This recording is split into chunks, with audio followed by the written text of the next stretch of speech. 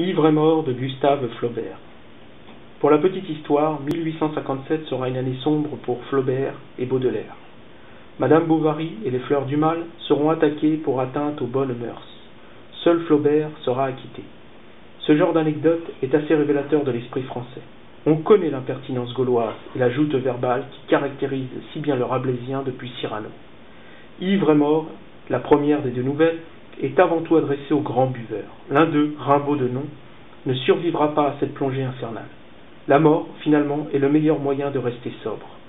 Flaubert aura les mots, comme Courbet les coups de pinceau, pour décrire les funérailles de ce pauvre Rimbaud.